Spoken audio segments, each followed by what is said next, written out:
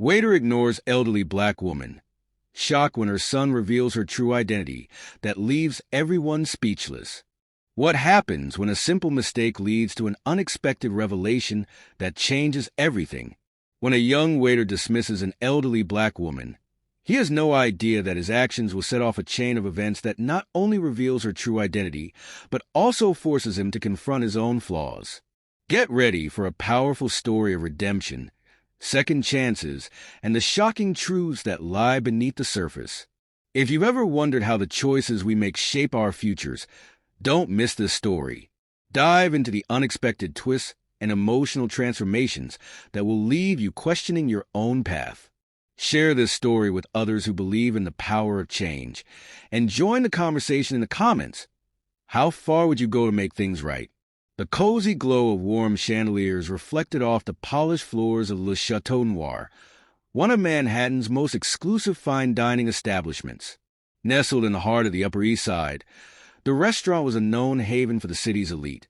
Celebrities, CEOs, and dignitaries who sought privacy, indulgence, and a taste of prestige along with their meals. Tonight was no exception. The tables were adorned with crisp white linens, fine silverware gleamed under the golden light, and the air was rich with the scent of seared filet mignon, truffle risotto, and aged Bordeaux. Among the sea of well-dressed patrons, a small, elderly black woman entered the restaurant with slow, deliberate steps. She wore a modest yet elegant navy blue dress with pearl buttons, a thick wool coat draped over her shoulders despite the controlled warmth inside. Her gray hair was neatly styled, and her warm brown eyes surveyed the room with quiet observance. She carried herself with an air of grace, her back straight despite her years, her hands clasped around the handle of an old leather handbag that had seen better days. Behind her walked a tall man in his early 40s, his presence commanding. He was dressed in a tailored black suit that fit him perfectly, exuding confidence and quiet power. His skin was a rich mahogany, his sharp features symmetrical and striking. A Rolex glinted subtly on his wrist, and his polished shoes made not a single sound on the marble floors. The maitre d', a wiry man in his 50s with slick-back silver hair, immediately recognized him. His face went stiff with polite deference. "Mr. Carter," the maitre d' said, his voice smooth and practiced. "Welcome back to Le Chateau Noir. Always a pleasure to have you." The man, James Carter, nodded once, his expression unreadable. "Table for two, please." The maitre d' nodded, turning sharply to one of the waiting staff. "Jacob, seat Mr. Carter and his guest at one of our private tables." A young waiter, no older than 25, stepped forward. He was tall and lanky, with neatly combed blonde hair and an air of self-importance. His name tag read Jacob Whitmore, and he wore an expression that barely masked his impatience. With a tight-lipped smile, he grabbed 2 menus and gestured lazily. "Right this way," Jacob said, not sparing a glance at the elderly woman accompanying James. As they followed, James's mother, Margaret Carter, moved with steady purpose, though the years weighed on her steps. She took in the restaurant's ambience with mild amusement. It was the kind of place where people judged you by your shoes, your watch, your surname. She had seen it all before. Jacob led them to a corner booth, one of the less prominent tables, closer to the entrance and away from the VIP section.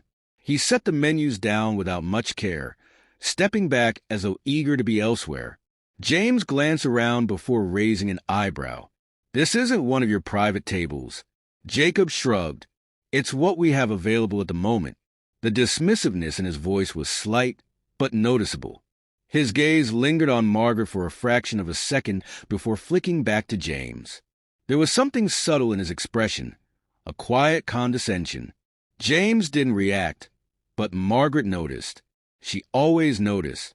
"How considerate of you," she murmured, her voice soft yet unmistakably firm.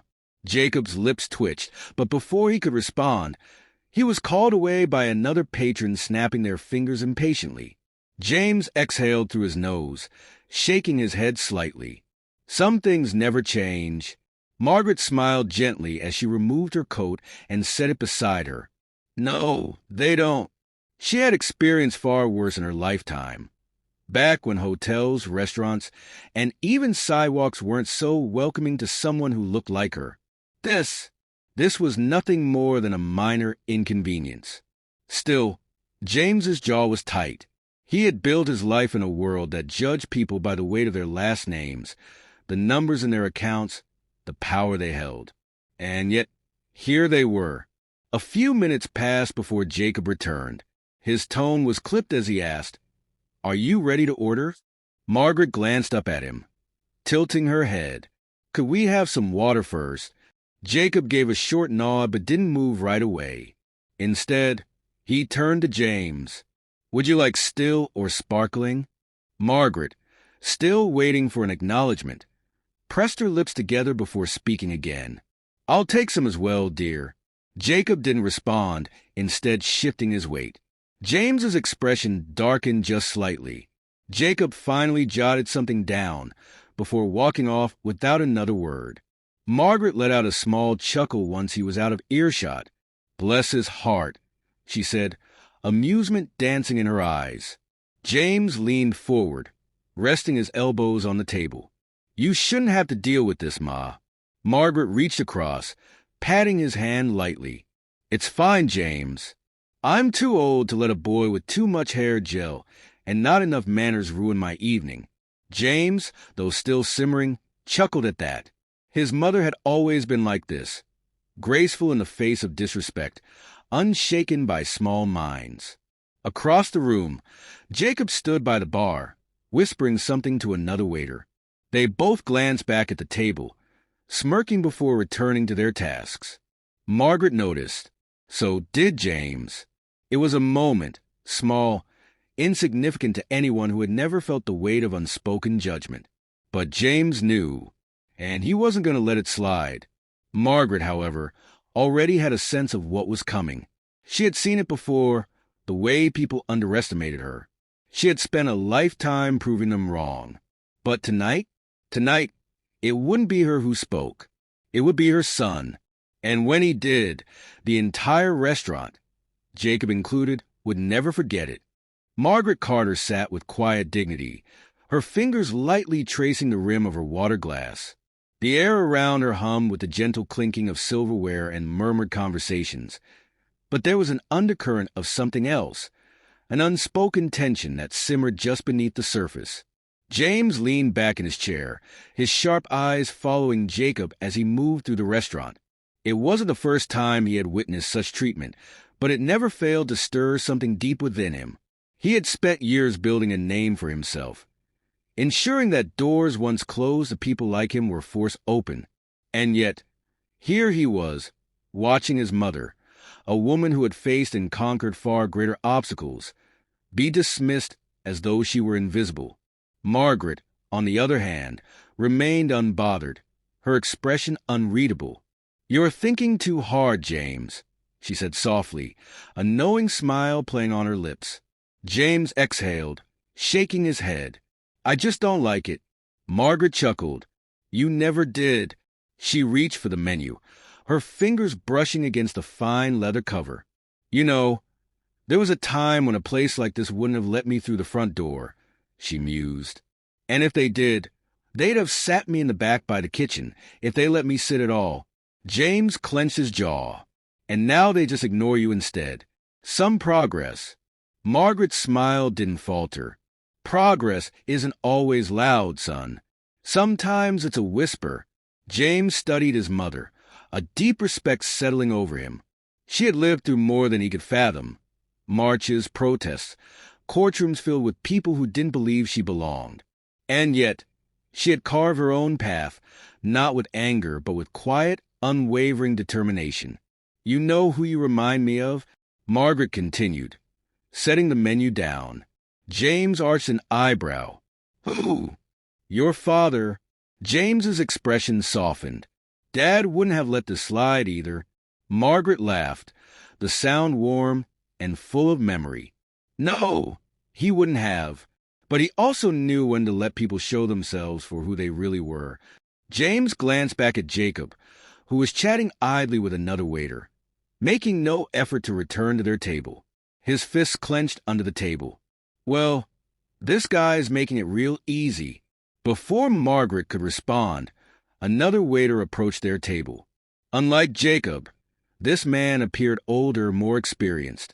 His dark eyes flicked between them, his demeanor far more professional. "Good evening," he said smoothly. "My name is Anthony, and I'll be taking care of you from here on out. My sincerest apologies for any delay." Margaret's smile was warm but knowing. "Thank you, Anthony. We appreciate it." Anthony inclined his head, taking their drink orders and offering recommendations with ease.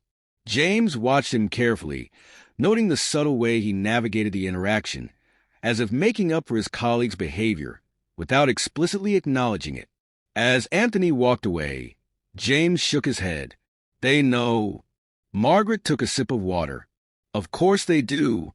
She glanced toward Jacob, who had noticed Anthony taking over and was now whispering to another waiter, his expression tight. Margaret sighed. Poor thing doesn't even realize what he's doing to himself. James frowned. "What do you mean?" Margaret set her glass down, her fingers interlocking. "People like him, James, they think they're making a statement, that they have the power to decide who matters and who doesn't. But the real power," she gestured subtly around the restaurant, "it's in how people remember you. And right now, that boy is writing himself into a story he won't like." James smirked. "He has no idea who you are, does he?" Margaret chuckled. "Not a clue?" James leaned forward, an amused glint in his eyes. "Want to see how long it takes before he figures it out." Margaret's smile widened. Now that, son, could be interesting. Meanwhile, across the restaurant, Jacob's irritation was mounting. He had seen Anthony take over the table, and something about it gnawed at him. It wasn't just that he had been replaced. It was why the older woman, despite her polished appearance, didn't belong in a place like this. She wasn't the type of customer that usually sat in the VIP section, and yet Anthony had stepped in as if they were important. Jacob scoffed, turning to his colleague, Mason. "I don't get it. Why would Anthony bother?" Mason, a more seasoned waiter, shot him a look. "Maybe because it's his job." Jacob rolled his eyes. "Come on. You saw them. The guy, sure, he looks like money. But the old lady," he scoffed, "probably a family visit. Someone like her wouldn't be able to afford a place like this." Mason frowned. "I don't know, man. Something about that guy felt familiar. You sure you know who he is?" Jacob shrugged. "Some hedge fund guy, probably. Wall Street is crawling with them." Mason didn't look convinced. "I'd be careful, man. I've worked here long enough to know that the people who get ignored are usually the ones who can buy the whole damn restaurant." Jacob huffed. "Yeah, right." But doubt had begun to creep in.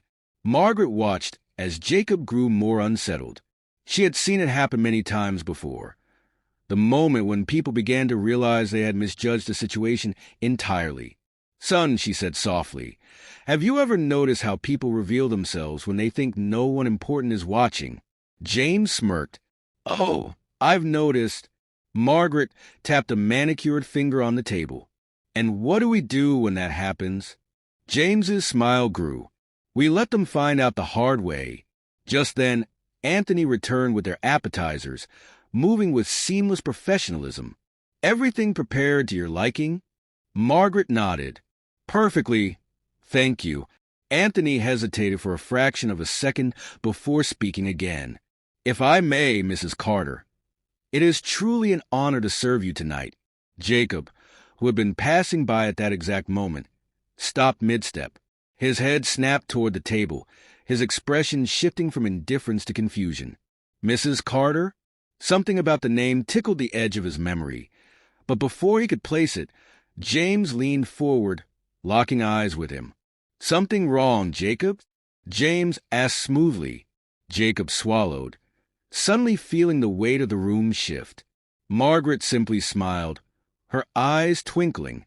The night was far from over, and soon everyone in that restaurant would know exactly who she was. Jacob felt a strange tightness in his chest as he stood frozen near the bar, replaying Anthony's words in his head. Mrs. Carter. The name sounded important, yet he couldn't quite place it. His gaze flicked back to the table, where the elderly woman sipped her water with effortless grace.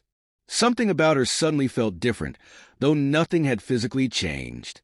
James Carter, on the other hand, had been watching Jacob closely, his expression unreadable. But beneath the calm exterior, James was calculating.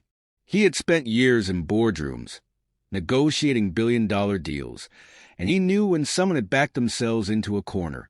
And Jacob had done exactly that. Margaret, ever observant, leaned forward slightly and spoke in a soft voice only her son could hear. Let him stew a little longer. James smirked. I plan to... Across the restaurant, Mason, the more experienced waiter, nudged Jacob's arm. You good, man? You look like you've seen a ghost. Jacob snapped out of his daze. Yeah, I'm fine. Just... Who do you think that old lady is? Mason frowned. You really don't know? Jacob shook his head. Mason exhaled sharply. Damn, man. You might have just messed up real bad. Jacob's stomach churned. Why, who is she? Mason leaned in, lowering his voice. I don't know the full story, but I know she's somebody. I heard the owner mention her once. Said if she ever came in, we should treat her like royalty. Jacob's throat went dry. You're messing with me? Mason shook his head. Nope. And if Anthony recognized her by name, that means you're in trouble, man. You better hope she doesn't complain. Jacob felt a cold sweat forming at the back of his neck. He had ignored and dismissed people before. It was part of working in an upscale restaurant where certain guests were deemed more important than others. But something about this was different. Still, he forced himself to shrug. Even if she's someone important, what's the worst that can happen? It's not like she owns a place. Mason gave him a long, unimpressed look. You sure about that?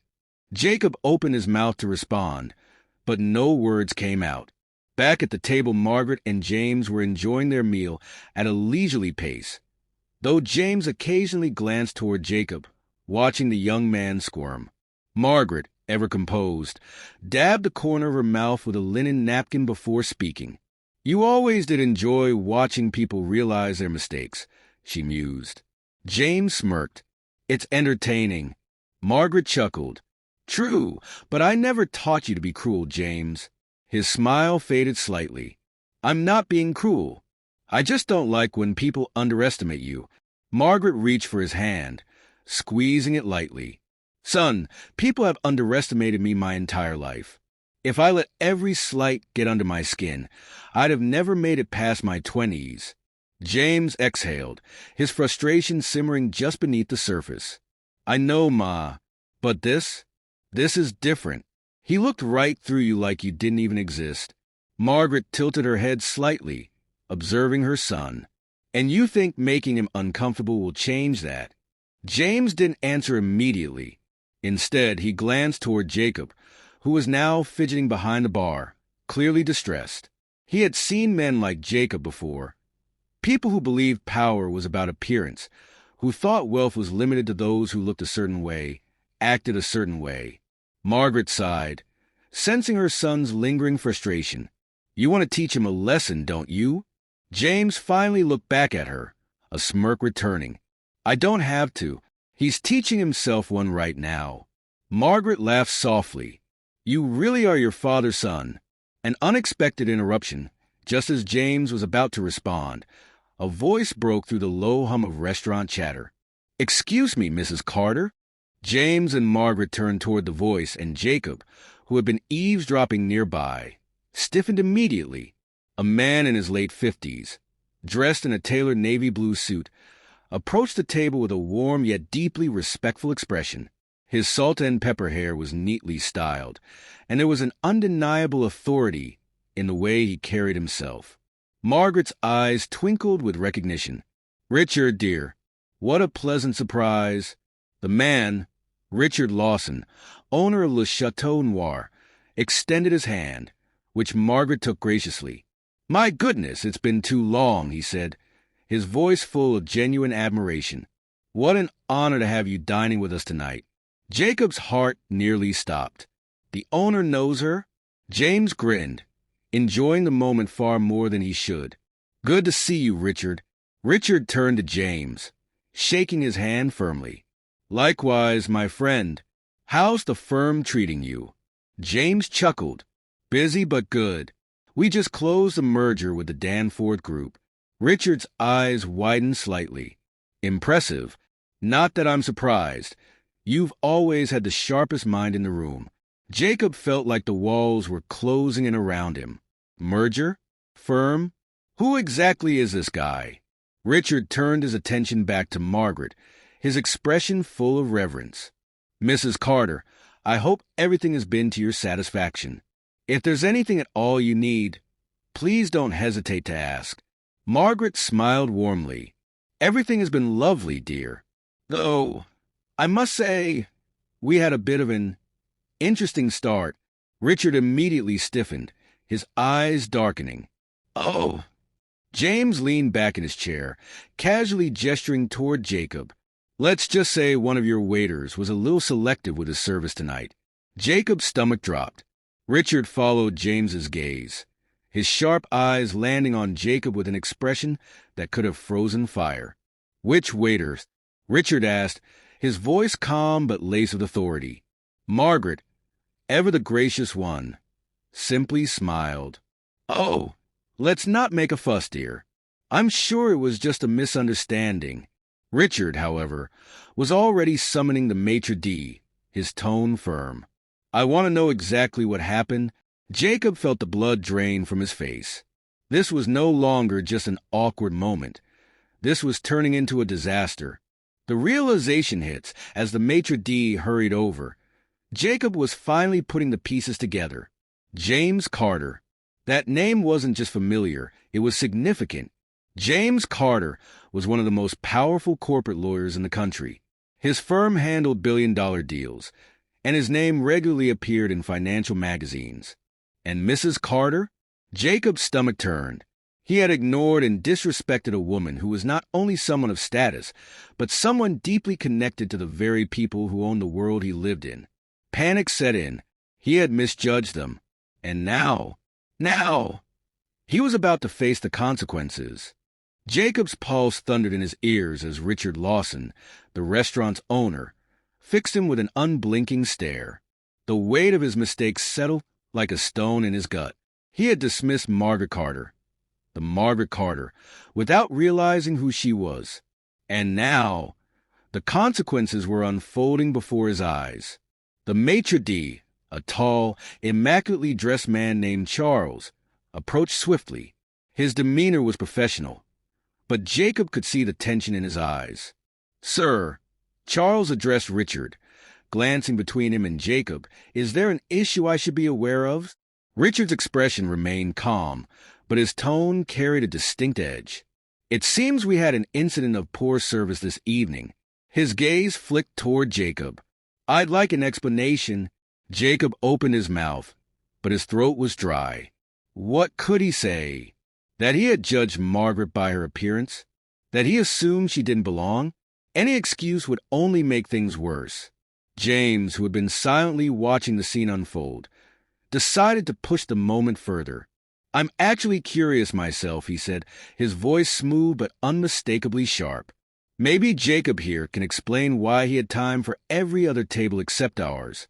Jacob felt the unspoken accusation settle like a noose around his neck. He could feel the eyes of other waiters, and even some guests drifting toward the confrontation. I didn't mean," Jacob stammered. Margaret, who had been silent up until now, finally spoke, her voice gentle yet firm. "Young man, tell me something," she said, folding her hands neatly on the table. "What did you see when you looked at me earlier?" Jacob's breath caught. The question hit him harder than he expected. Margaret's expression remained kind but expectant. "Go on, dear. Speak freely." Jacob swallowed hard. He wanted to deny everything, to say he hadn't thought anything at all. But Margaret's piercing gaze seemed to strip away any pretense. I just assumed, he hesitated, shame washing over him. I didn't think you were, a regular guest. James scoffed, shaking his head. You mean you didn't think she belonged here? Jacob's face burned. He had no defense. Richard sighed and turned to Margaret. Mrs. Carter, I want to personally apologize for this. This is not how we conduct business here. Margaret smiled graciously. I appreciate that, Richard. But let's not ruin the night over one young man's mistake. Richard's jaw tightened. I assure you, he won't be making that mistake again. He turned back to Jacob. We hold ourselves to a certain standard here. If you can't meet it, then this isn't the place for you. Jacob's heart pounded. Please, sir, it won't happen again. Before Richard could respond, Margaret held up a hand. Richard, dear, may I speak with Jacob alone for a moment? Everyone paused, surprised by the request, including Jacob himself. Richard hesitated before nodding. Of course. He gestured for the others to step away.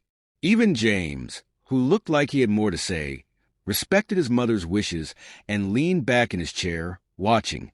Once they were alone, Margaret gestured to the empty chair across from her. Sit. Jacob hesitated before obeying, his hands clasped together tightly. Margaret studied him for a moment. Tell me, Jacob, how long have you worked here? About a year, he mumbled. And before that, other restaurants, a few hotels. Margaret nodded. And do you enjoy this job? Jacob hesitated, then sighed. It's a job. Margaret smiled slightly. A job that feeds you, pays your bills, gives you an opportunity. He nodded. She leaned forward, her voice soft but firm. Then tell me, why would you risk it by making assumptions about the people you serve? Jacob swallowed. I don't know. I just thought. He exhaled sharply. I just saw an old woman and thought she wasn't important. Margaret held his gaze. And now, Jacob's shame was evident. I was wrong. Margaret nodded. Yes, you were. But tell me, Jacob, will you be different next time? Jacob hesitated. I want to be. Margaret studied him for a long moment before nodding, then listened carefully. Jacob straightened, hanging on to her words. I've been where you are, Margaret said softly. Not as a waiter, but as someone people didn't believe in. I know what it feels like to be dismissed before you even open your mouth. And let me tell you, it's a heavy thing to carry. Jacob's brow furrowed, not expecting such honesty. But the real question, Margaret continued, is whether you'll be the kind of person who adds to that weight for others, or the kind who lifts it. Jacob looked down ashamed. I don't want to be that kind of person. Margaret reached into her purse, pulling out a business card. She slid it across the table. He hesitated before picking it up. His eyes widened as he read. Margaret Carter, founder and CEO. Carter Foundation. His breath caught. Carter Foundation? The nonprofit that had built schools, funded scholarships, and changed thousands of lives? Margaret smiled knowingly. Surprise? Jacob nodded numbly. Margaret stood, smoothing out her elegant blouse. I believe people can change, Jacob. But change isn't just words. It's action. If you truly want to do better, start by seeing people for who they are, not who you assume them to be. Jacob clutched the card tightly, his mind racing.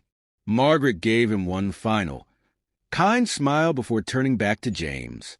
Come, son. I believe it's time for dessert.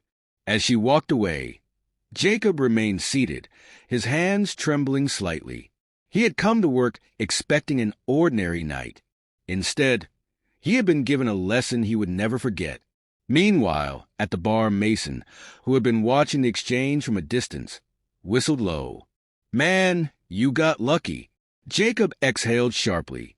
Yeah, I did. Mason nudged his arm. So, you gonna keep that card or toss it? Jacob looked down at the card in his hand. He had no idea why Margaret had given it to him. But one thing was clear. This was an opportunity, a chance to be better, and for the first time that night, he felt something unexpected. Hope. Jacob sat in stunned silence, staring at the business card in his hands. His fingers traced the embossed lettering, Margaret Carter, founder and CEO, Carter Foundation. The weight of his mistake settled fully on him now, not just because of who she was, but because of what she represented. He had dismissed a woman who had spent her life uplifting others, a woman who had built an empire of generosity, while he had acted out of sheer prejudice and assumption. He wanted to believe his mistake had been harmless, just a simple oversight. But deep down, he knew better. Margaret Carter had given him something no lecture, punishment, or firing could have: the chance to reflect. The tension builds across the restaurant. James was still watching him, his sharp gaze unrelenting.